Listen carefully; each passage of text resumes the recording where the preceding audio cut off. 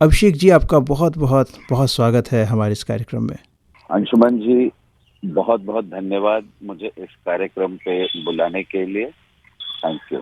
अभिषेक जी, सबसे पहले हम अपने श्रोताओं को ये बता दें कि आप बिहार से जिस लगाव से जुड़े हैं, उसके साथ ही आपके द्वारा तैयार की गई कलाकृतियाँ बिहार के साथ हैं।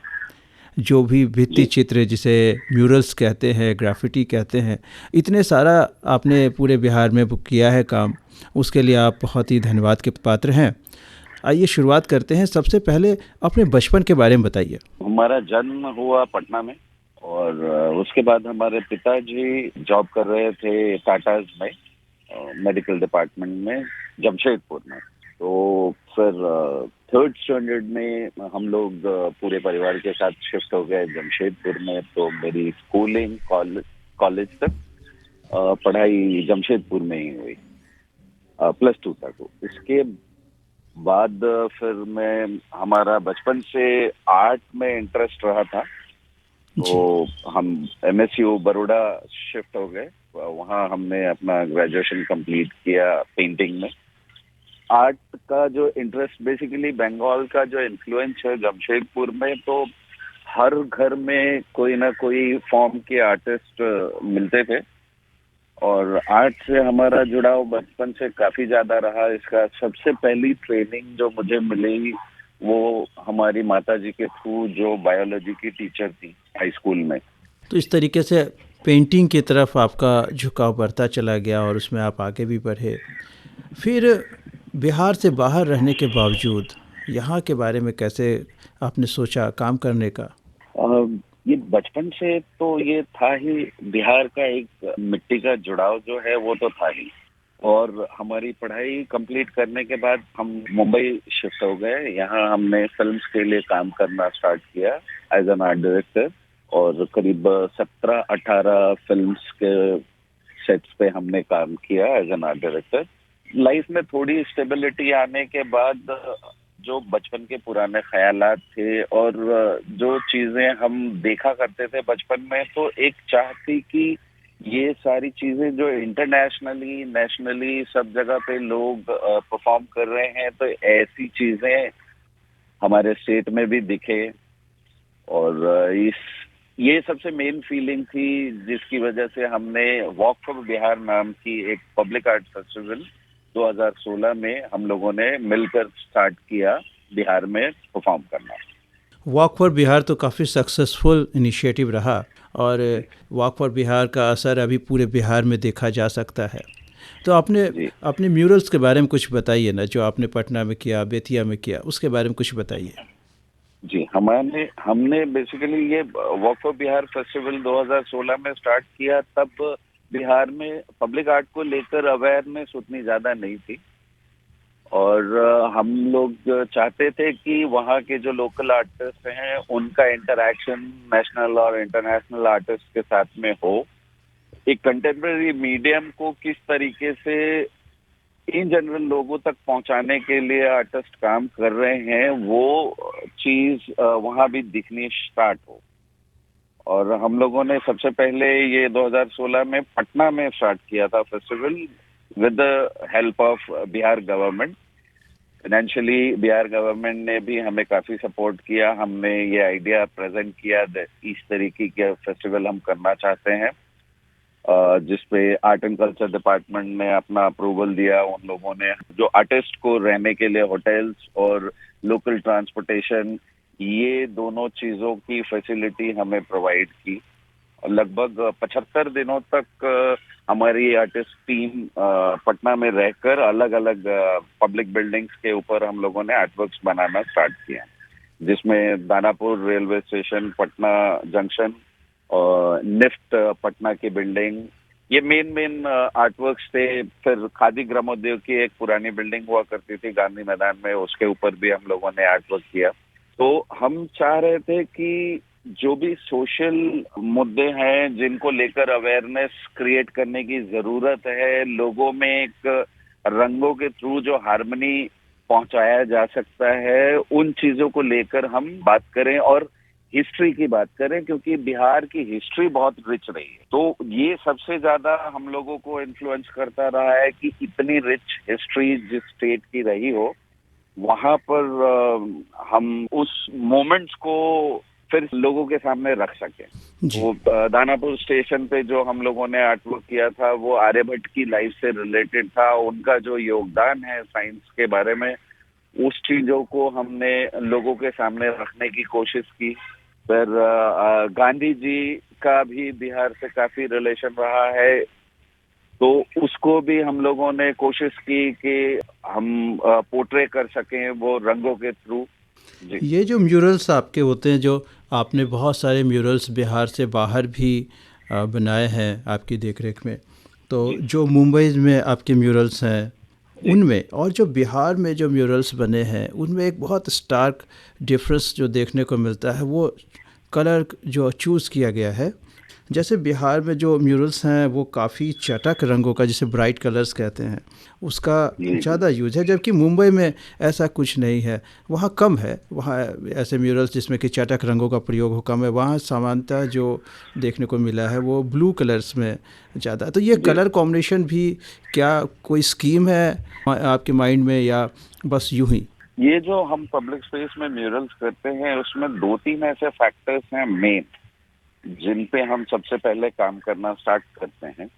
सबसे पहले तो हम जहां भी ये म्यूरल्स पेंट करना चाह रहे हैं, उस जगह के बारे में एक रिसर्च, लोगों के बारे में एक रिसर्च करते हैं।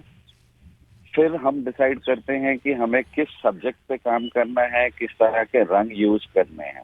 अब जैसे मुंबई में ऑलरेडी पब्लिक स्पेसेस में जो एम्बियंस जो है वहाँ का, वो इतना ज्यादा कलरफुल है, तो उसको हमने कोशिश की अपने रंग, सटल जो कलर्स हमने यूज किए हैं उसके थ्रू हमने कोशिश ये की है कि थोड़ा एक आईज को, लोगों की आईज को रेस्ट मिल सके। और बिहार में जो हम लोगों ने आर्टवर्क्स करने की कोशिश की थी, वहां पे हम लोगों का सबसे मेन पॉइंट ये था कि किसी भी तरीके से उन पे लोगों का ध्यान जाए, ताकि हम जो मुद्दे लोगों के सामने रखना चाह रहे हैं वो उन्हें नजर आए।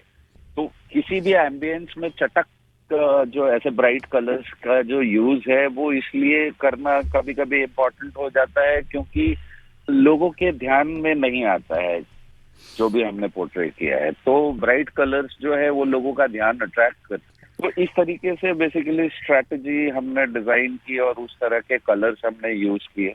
बहुत ही सही बात कही आपने, क्योंकि जो भी म्यूरल्स यहाँ हैं तो उन रंगों की वजह से बरबस लोग उनकी तरफ देखते हैं, और जो मैसेज देना चाहते हैं आप, बिल्कुल क्लियरली समझ में आता है।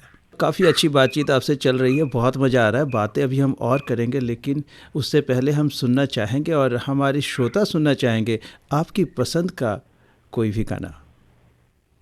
गाने एक्चुअली जब आपने, मैं फिल्म से भी जुड़ा रहा हूँ, तो मतलब अब सडनली आपने ये पूछा तो बहुत दिमाग में आ रहा है।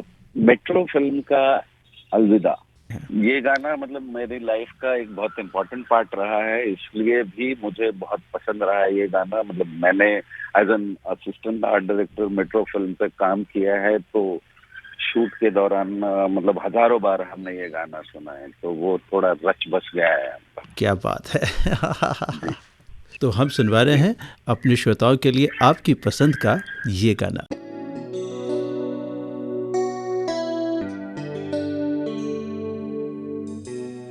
तो इस गाने के बाद साथ ही अब ये बताएं कि म्यूरल्स कर रहे थे आप, पेंटिंग में ग्रेजुएशन किया, तो फिर फिल्मों की तरफ कैसे झुकाव हुआ और इस क्षेत्र में कैसे आगे बढ़े?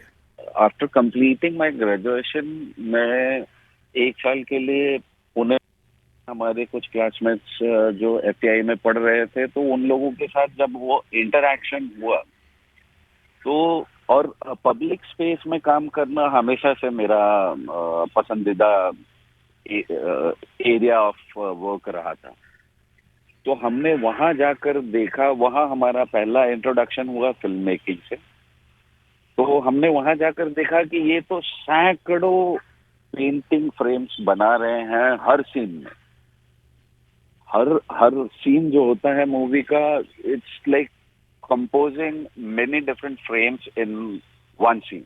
हम्म। तो ये चीज मुझे सबसे ज्यादा इम्पैक्टफुल लगा, जिसके थ्रू कोई भी कहानी कहना बहुत इम्पैक्टफुल लगा मुझे ये लैंग्वेज। तो इसलिए मेरा झुकाव उस तरफ बढ़ा। फिर हम मुंबई आए और यहाँ हमने करीब 6 महीने तक कोशिश की, फिर लोगों से मिले और कुछ दोस्तों की मदद से हम कुछ आर्ट डायरेक्टर्स को मिले, जहाँ मुझे चांस मिलना स्टार्ट हो गया फिल्म के लिए काम करने का।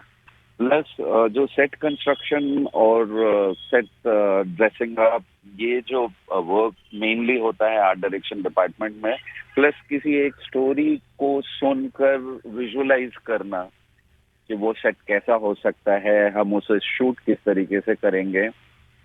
तो ये चीजें बहुत इंटरेस्टिंग लगी, इसलिए मुझे ज्यादा इंटरेस्ट आने लगा इस फील्ड में। और करीब 16 सालों तक मैंने इस फील्ड में काम किया। जी। तो इस तरीके से, और फिर हमारा कोर बेस जो था वो पेंटिंग था, तो फिर से हमारा झुकाव पब्लिक स्पेस में म्यूरल का जो लैंग्वेज है उसको लेकर होने लगा, और हमने वापस से ये स्टार्ट कर दिया, म्यूरल्स पेंट करना इन पब्लिक स्पेसेस। तो वो पहली फिल्म कौन सी थी जिससे आपने बॉलीवुड में कदम रखा? तो I think life in a metro पहली ऐसी फिल्म थी जहां मुझे फिल्म में क्रेडिट भी दिया गया, और पूरी फिल्म पे हम लोगों ने काम किया, मतलब स्क्रिप्ट लेवल से लेकर शूट के एंड तक। फिल्मों से जुड़े रहे हैं, फिल्मों में काफ़ी काम किया, तो फिल्मों के बारे में हम कुछ बात करना चाहेंगे आपसे। जी। जिस तरीके से बिहार का चित्रण या यहाँ के पात्रों का चित्रण किया जाता है या किरदार को चूज़ किया जाता है, तो जी। पहले के दौर में अक्सर ऐसा देखा जाता था कि जो विलेन होता था वो जिन जनरल वो पूरबिया लैंग्वेज वो बोला करता था विलेन, और जी। इन जनरल वो थोड़ा पढ़ा लिखा कम होता था। लेकिन जी। धीरे धीरे ये अब चेंज हो रहा चेंज हो। है भारतीय सिनेमा में, तो इस पर कुछ बताएं आप। इस पर मेरा ख्याल ये है कि बीइंग एन आर्टिस्ट, मतलब जैसे जो फिल्म मेकर है वो भी एक आर्टिस्ट, तो बीइंग एन आर्टिस्ट सोसाइटी के लिए हर आर्टिस्ट की एक रिस्पॉन्सिबिलिटी है, जो पब्लिक प्लेटफॉर्म पे किसी भी तरह का आर्ट परफॉर्म कर रहे हैं, चाहे वो फिल्म हो, चाहे वो पेंटिंग हो, म्यूरल्स हो, स्कल्पचर्स हो, जो भी लैंग्वेज हो। कुछ सालों पहले एक माहौल बना हुआ था, जो उस समय वहां से निकल कर आए थे फिल्म मेकर, उनके दिमाग पर एक छाप था उस कल्चर का, जिसको उन्होंने पोर्ट्रे करने की कोशिश की थी। और जैसे जैसे गवर्नेंस आप कह लो या लोगों का कल्चर जो जो बदलता गया है, तो उन चीजों का परसेप्शन जो है फिल्म मेकर्स ने उस तरीके से वो चेंज करने की कोशिश की है। और ये वाइस वर्सा भी हो सकता है कि कुछ लोगों ने वो कल्चर चेंज करने की कोशिश की on the screen, that's why वो एक्चुअली कल्चर में चेंजेस आने लगे। तो जैसा कहते हैं कि फिल्म्स जो है हमारी सोसाइटी का एक आईना होता है, कोई भी आर्ट फॉर्म जो है एक सोसाइटी का आईना होता है। तो जो चीजें हम वहाँ कल्चर में रियलिस्टिकली देखते हैं उसको पोर्ट्रे करने की कोशिश की जाती है। फिल्म मेकर्स का इसमें बहुत बड़ा योगदान है। तो मैं देखता हूँ कि अब जो कल्चरली चेंजेस आए हैं उस वो सबसे बड़ी वजह है जो हमारे स्क्रीन पे जो ये लैंग्वेज बदल गया है, उसका मेन वजह ये है। बिल्कुल, क्योंकि सिनेमा, जैसा आपने बताया कि सिनेमा हो या साहित्य हो, तो वो समाज का दर्पण है, आईना है। समाज में जैसी घटनाएं होती हैं तो फिल्मों में भी वैसी घटनाओं को दिखाया जाता है, वैसे कैरेक्टर्स दिखाए जाते हैं। तो ये सब कुछ बदल रहा है। और तो म्यूरल्स कर रहे हैं आप, फिल्मों में भी इंटरेस्ट था, फिल्मों में भी काफ़ी काम किया। तो अगर इन दोनों माध्यमों को देखा जाए, जैसे अभी आपने बताया कि यहाँ भी काम करना, फिल्मों में काम करना बहुत इंटरेस्टिंग था, सेट्स पे जी। जाना और उसे विजुलाइज करना कि यहाँ पर इस स्टोरी का ये पार्ट ऐसे शूट करेंगे। तो जी। म्यूरल्स भी लगभग वैसी ही कहानी है कि इस बिल्डिंग पर ये मैसेज जाएगा और जब ये बन जी। जाएगा तो तो ऐसा ऐसा दिखेगा। दिखेगा। तो क्या इन दोनों में क्या समानताएं देखते हैं, क्या डिफरेंसेस देखते हैं आप? डिफरेंसेस सिर्फ टेक्निक्स पे हैं, और जिस तरीके से हम लैंग्वेज पोर्ट्रे कर रहे हैं, क्योंकि फिल्मों में बेसिकली जैसे हम कहते हैं चलचित्र, और यहाँ हम जो म्यूरल्स कर रहे हैं ये एक स्टिल इमेज, तो वो एक बड़ा चैलेंज लगता है मुझे। फिल्म में कोई स्टोरी कन्वे करने के लिए आपके पास दो तीन मीडियम्स हैं, साउंड है, लाइट्स हैं, अलग अलग इक्विपमेंट्स हैं जिसके थ्रू आप हेल्प लेकर इस लैंग्वेज को बहुत अच्छे से कन्वे कर सकते हैं। बल्कि म्यूरल्स में 2D सरफेस के ऊपर आप काम कर रहे होते हैं और कोई साउंड उसमें इंक्लूडेड नहीं होता है। इन जनरल जो एम्बियंट साउंड होता है वही उस आर्टवर्क का साउंड होता है, तो वो सारी चीजें भी दिमाग में रखनी पड़ती है। तो मेरे ख्याल से ये म्यूरल्स पेंट करना थोड़ा ज्यादा चैलेंजिंग है फिल्म से। बिल्कुल। और हमारे जिन श्रोताओं ने अभी अभी अपना रेडियो सेट ऑन किया है या हमें ट्यून किया है, हम उन्हें बता दें कि आप सुन रहे हैं ऑल इंडिया रेडियो पटना और इस वक्त हमारे साथ बात कर रहे हैं अभिषेक कुमार सिंह जी। तो अभिषेक जी, आपने बताया कि म्यूरल्स बनाना थोड़ा ज़्यादा चैलेंजिंग है। अगर सेटिस्फैक्शन की बात करें तो एक आर्टिस्ट के लिए सेटिस्फैक्ट्री पॉइंट कौन सा होता है? कहाँ जाकर उसे लगता है कि हाँ, ये किया, मुझे बिल्कुल ये मैसेज क्लियर हुआ, या ऐसा भी लग सकता है कि ये और किया होता तो मैसेज और क्लियर जाता? एक्चुअली बीइंग एन आर्टिस्ट जो हमने फील किया है आज तक, हम हमारी तरफ से तो शायद 100% कंप्लीशन कभी भी नहीं होता है आर्टवर्क का, क्योंकि इट ग्रोज ऑन यू। मतलब हर दिन जो हम पेंट करते हैं या फिल्म भी बनाते हैं तो वो हमारे आइडियाज भी उस तरीके से डेवलप होते हैं और वो एंड ऑफ द डे फिर से कुछ नया आइडिया उसमें इंक्लूड होता है। लेकिन फिल्म्स हो या म्यूरल्स हो, इसमें एक सर्टेन हमारे पास लिमिटेशन होती है कि हम इतना ही एक्सपेरिमेंट्स कर सकते हैं, क्योंकि उसे पब्लिक प्लेटफॉर्म पे अगर डालना है तो आपको एक सर्टेन लिमिट के अंदर काम करनी चाहिए। आई थिंक वो फिर वाइजली चूज करना पड़ता है कि हाँ ठीक है, हम इस जगह पर रुक सकते हैं, क्योंकि हम हमेशा, चाहे फिल्म हो या म्यूजिक हो, हम हमेशा लोगों के पॉइंट ऑफ व्यू से सोचते हैं कि कहाँ जाकर लोगों के लिए ये मैसेज क्लियर हो रहा है। बिल्कुल अभिषेक जी, आपसे बातचीत करने में वाकई बहुत अच्छा लग रहा है और बहुत सारी जानकारियां हमारे श्रोताओं तक, हमारे लिसनर्स तक पहुंच रही हैं। लेकिन इस पॉइंट पे हम चाहेंगे कि आप अपनी पसंद का एक और गाना बताएं। मैं चाहूँगा अगर गुलाम अली साहब की कोई गजल अगर आप सुना सकें।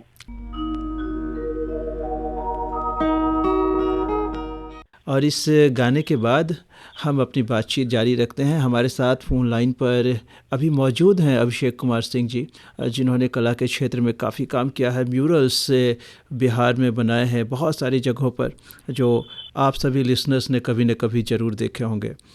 तो अभिषेक जी, कला को जब ये कहा जाता है कि ये आर्ट वर्क है और ये कमर्शियल आर्ट है, तो इनमें क्या डिफरेंस है? आर्ट तो आर्ट होना चाहिए, क्या कहेंगे आप? आर्ट तो आर्ट ही है।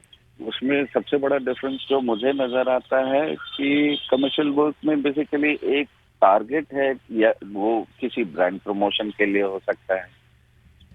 मोस्टली तो यही होता है कि किसी भी प्रोडक्ट या ब्रांड प्रमोशन के लिए वो आर्ट वर्क किया जाता है। तो उसमें जो चीजें हम ध्यान में रख के चलते हैं, वो मतलब उसके टारगेट व्यूअर्स कौन से हैं, वो ब्रांड क्या अचीव क्या करना चाहता है उस आर्टवर्क के थ्रू, ये सारी चीजें हैं जो कमर्शियली जब हम काम कर रहे होते हैं तो उन चीजों को हम ध्यान में रखते हैं। और जब हम पब्लिक आर्टवर्क की बात करते हैं तो उसमें आर्टिस्ट का एक पर्सनल इमोशन इन्वॉल्व होता है कि ऐसा क्या मैसेज है जो वो लोगों तक पहुंचाना चाह रहे हैं। आई थिंक ये जो है सबसे बड़ा एक डिफरेंस है इन दोनों फॉर्म्स। तो अभिषेक जी, यूँ तो आपसे बात करने में इतना अच्छा लग रहा है और इतनी अच्छी जानकारियाँ मिल रही हैं कि हम चाहेंगे ये प्रोग्राम हमेशा चलता रहे, लेकिन वक्त की कुछ पाबंदियाँ भी हैं। तो जी इससे पहले कि हम रुखसत करें, तो हम चाहेंगे कि जो हमारे बर्डिंग आर्टिस्ट हैं, जो अभी जी कॉलेजेस में है या प्रोफेशनली अभी संघर्ष कर रहे हैं, उनके लिए आपका क्या मैसेज है? मैं काफी सालों से इस इंडस्ट्री में काम भी कर रहा हूँ और अपना एक पर्सनल एक्सप्रेशन भी एक्सप्रेस करने की कोशिश कर रहा हूँ।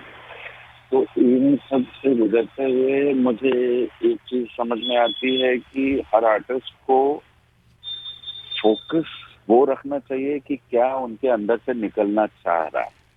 वो चीजों को बहुत ध्यान से ऑब्जर्व करें और फिर अपना जो उनका पॉइंट ऑफ व्यू है, जो उनका पर्सपेक्टिव है, उसके साथ में मिक्स कर उसे एक्सप्रेस करने की कोशिश करें।